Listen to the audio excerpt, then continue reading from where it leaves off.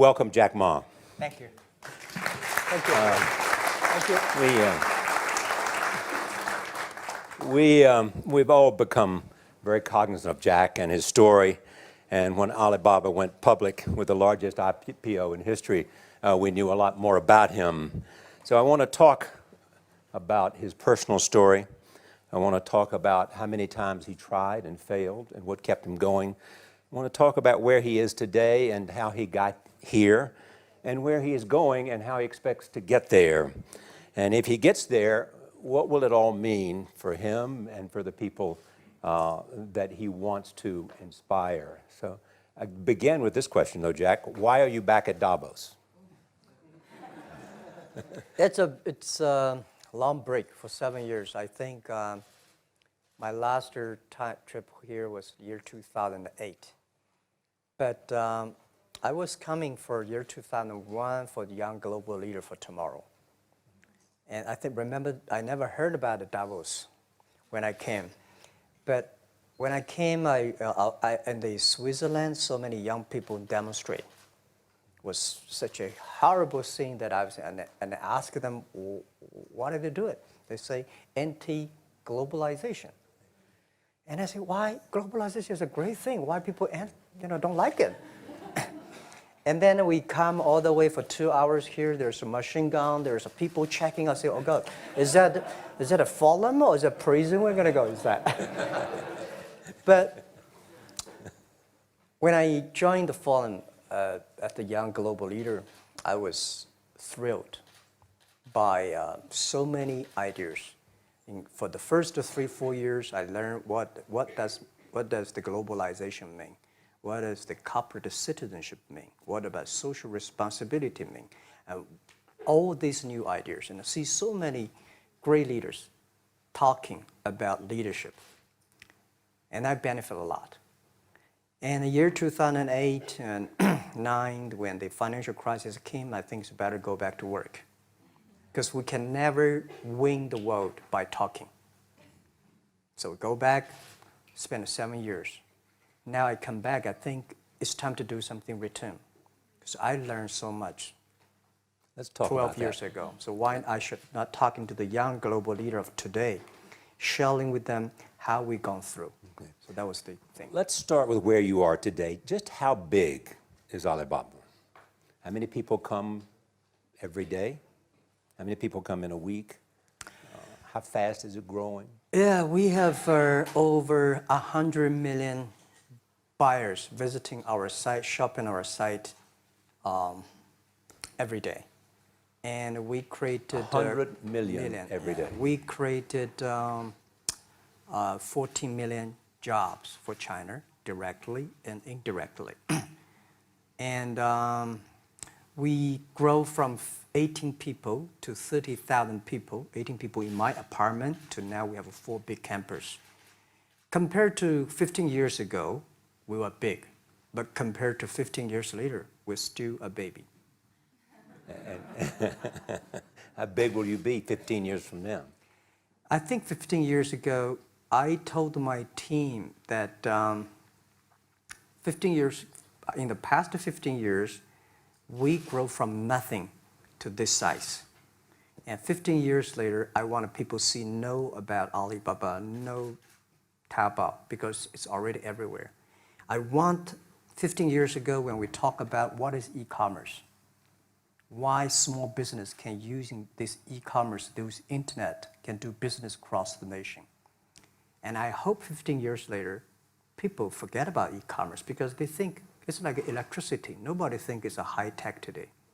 Now, this is something that I don't want 15 years later, we still walk on the street talking about why and how e-commerce can help people. Talk about the IPO. Did it exceed your expectations? Well, it's a pretty small IPO, 250. Yes. Yeah. The largest IPO in the history of Wall Street. We raised. And number 2 was a Chinese bank. Thank you. I remember year 2001. We went to raise some 5 million, 3 million venture capitalist dollars in the USA, and got rejected. And I say we come back raising a little bit more. But I think, what we think more about is for $25 billion, how we can spend the money efficiently, because this is not the money, this is the trust from the world, the trust from those people. They want you to do better jobs to help more people. They want to have a good return. So I think gives me more pressure, because when our market cap is bigger than IBM, for a certain day we're bigger than Walmart. We're one of the top 10, 15 largest market cap company in the world. I told my team and myself, is that true? We're not that good. Because years ago, people say, Alibaba model is terrible. Does not make money, have this and that, all the big bad things, because Amazon is better, eBay is better, Google is better, and there's no such model like Alibaba in the USA. So I told myself and people, we were better than people thought. But today, when we are that big size, I said, no, we are not that good as people thought. We're just a company 15 years old. Average age is 27, 28 years old, young people. We're doing something that human beings have never tried. So I want to talk about the future. Let me take you back to when you were born in Hangzhou, where the headquarters still are. Yep. And your campus is there. You don't have a loot, don't move your loot. Your headquarters roots are there. Yeah, you found it there, loot there. You grew up in the 60s. 64. Born in 64.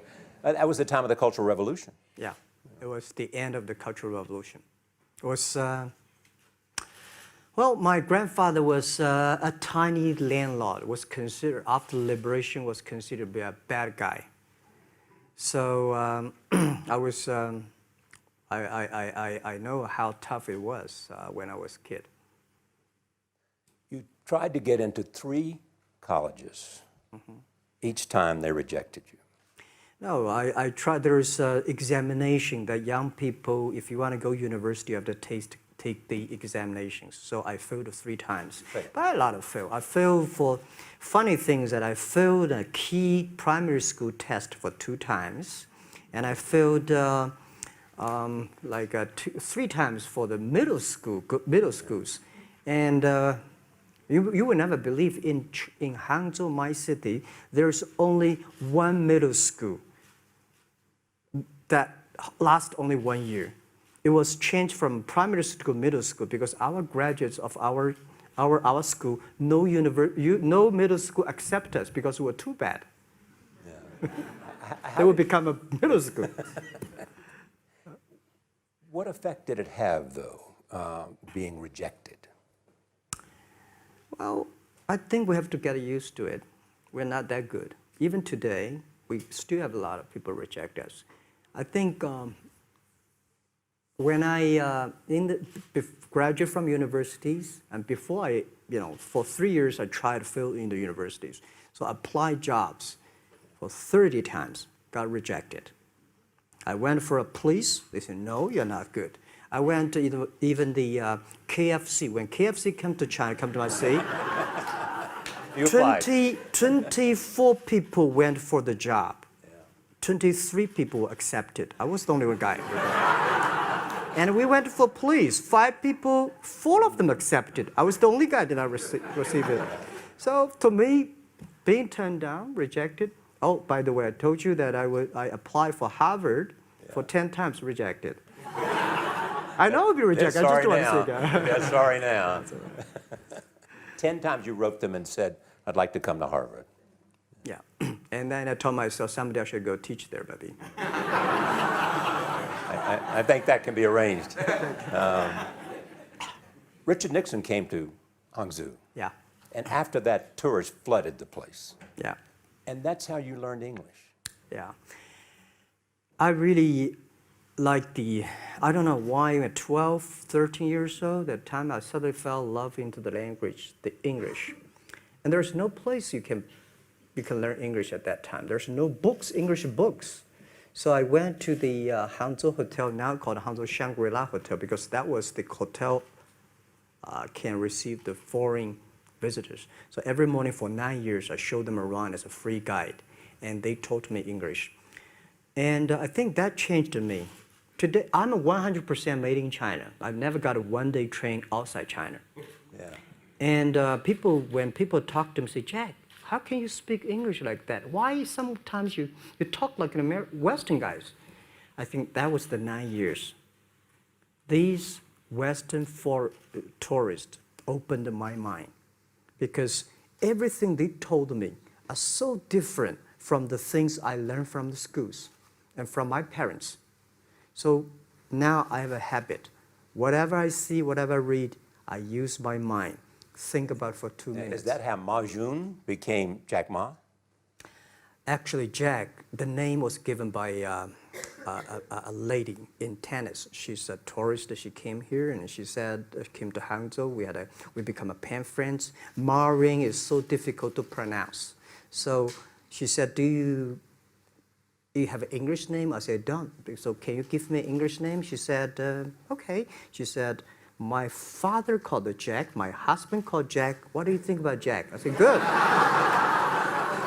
So I've been using that for that many years. Yeah. First visit to America, 1995? 1995, yeah. I come here for a project helping the local government to building up a highway. And you tried the internet. I tried the internet in Seattle and in a building called the USA Bank. I don't know whether the USA Bank is still there or not, but it's a building.